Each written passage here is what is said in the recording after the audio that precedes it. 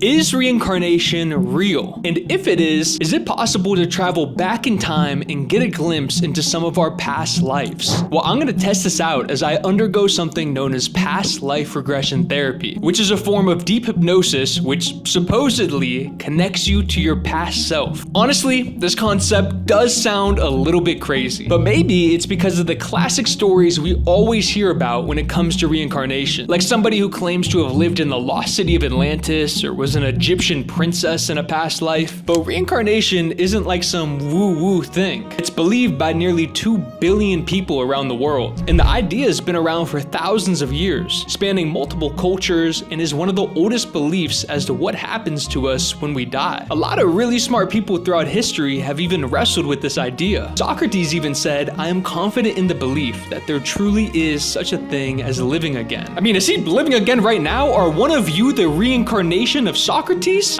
I guess we'll never know. But the idea behind reincarnation does make sense. Once we die, our soul moves on to a new body in order to experience a new life so it can learn much needed lessons. So I guess if it is real, it does make sense that a state of deep hypnosis might be able to unlock these past lives. And the person who's dove the deepest into this question is a man named Stevenson, a pioneer in reincarnation research who traveled the world for more than 40 years studying the phenomenon of young children being able to recall their past lives. In many of these cases, the kids would be able to remember where they had previously lived, items they owned, and even their past names and names of other members of their family. And for some reason, it is kind of creepy to think about. The skeptics say that the kids could just have an active imagination or that false memories could easily influence them, but Stevenson was able to validate more than 1,200 of these cases all around the world. He'd go to the places these kids claimed to have lived, spoken to the families they said they were a part of, and in his eyes, the evidence was overwhelming that what these kids were reporting was real. So if past lives are real,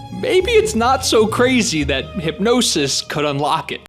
My name is Susan Domal-Smith Cabral. I am a quantum healing hypnosis technique practitioner. That method, it's a very deep level of trance, and through that state, we're able to do many different things. First, can see a past life regression, which has a lot of information about your current life and things that have happened, patterns, relationships, but it can also have information about chronic illnesses or anything like that, so we can kind of get to the bottom of where those kind of things originate. Dolores Cannon developed this method. She first started in the 1960s when she was just working on an army base, and she was helping people lose weight and stop smoking and like all of the kind of traditional hypnosis methods. And all of a sudden, one client wanted to see if there was a past life, and so she tried regressing them to there. And then she eventually, over decades and decades of trial and error, developed this method that's is now quantum healing hypnosis. I've seen people do miraculous things with their body. I had one woman, she was having very poor vision, and she completely healed her vision. And 2 years on, she still emails me and she's like, the doctors don't understand. Honestly, I'm pretty nervous. I don't know what to expect. I mean, like, the worst case scenario is that nothing happens. Not sure if I believe in this. I'm open to at least seeing what this experience has to offer. And I don't want to go in there and force an experience either. If the experience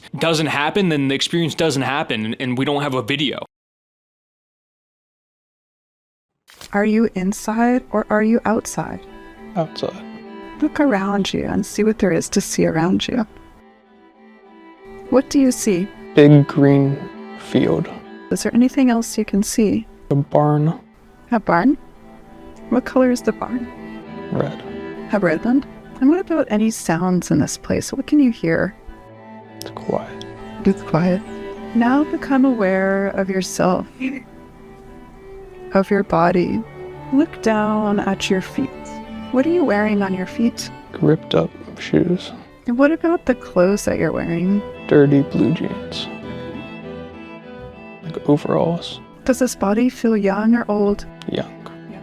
And can you notice your hair? What color hair do you have? And tell me about your hair. Blonde hair. Hey, let's see where you live. Now I want you to go to the place where you live in that new body and stand in front of that place. What does it look like from the outside? 1800s, like classical American house. Like old, like something you'd see on a farm. What color is the house? Like white, but the paint's chipping off of it. The house kind of feels like sort of abandoned. There might be somebody who lives here, but it's not like they're not upkeeping it very well. Okay. And how do you notice that? But Just everything's just kind of like, it's just things are like a little dirty and they're not like orderly. let's move to a time when you were eating a meal. When I count to 3, you'll be there eating a meal in this place where you live. 1, 2, 3. You're now eating a meal. What kind of food are you eating? It's not very good food. But I'm in the barn eating. In the barn? Mm-hmm. If there's anyone living with you in this place, in this house, you'll be able to see them with you now. Is anyone there with you? Mm-hmm. Who do you see there with you? It's like a older farmer. Okay, very good. And what is the connection with this older farmer? He's like watching out after me, but it's almost like I'm like a stray cat. He's doing his own thing. So you guys live very separately, keep each other company when you need to. Anything else you want me to know about this relationship or connection or this meal? He's a good person. Okay, he's a good person. Now leave that scene, and I want you to see what it is that you do with most of your time. It's happening. Chasing after bugs. Not good. Like helping him out occasionally. I think this is the day that. So what else do you do? It's happening. See yourself doing it now. Help around the farm, like clean the horses. And what kind of relationship do you have with this horse? It's a good relationship. Okay. Now leave that scene and move to an important day. A day that you consider to be important when something is happening. What is happening? Not good. Not a good day. I think this is the day that I die. What is happening? Out in the field, but the farmer's there too. What is happening? He's about to kill me. Why do you get the sense that he's going to kill? He's got a shotgun. What happens next? Shoots me. Okay, and where does he shoot you? Head. In the head? What happens next? He feels a lot of remorse.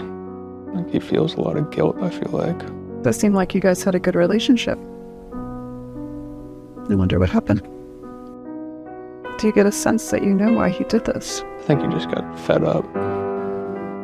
I feel like my experience is like over. Like, I feel like I'm like transferred into like his experience now. Very good. So what is his experience? Just lonely.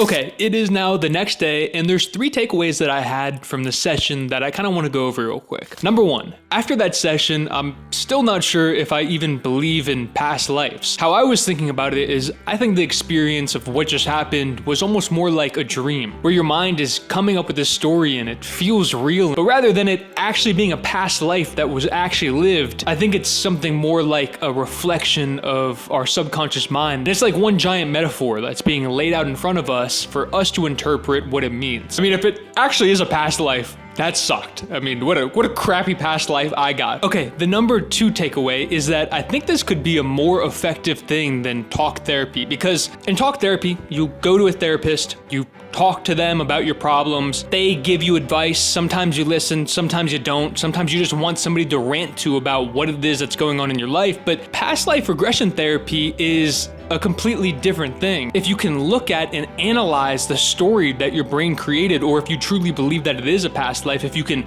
understand that past life, I think you can get deeper insights than if you just went to traditional talk therapy and talked to a therapist about your problems. And that was something I was surprised about. I didn't really expect that to be an outcome. I didn't think of past life regression as a sort of therapy. I thought it was a unique experience and I wanted to try to have that. I didn't even think of it as a form of therapy. Very similar to dreaming. That is how I would basically sum up like past life regression therapy, past life regression experiences.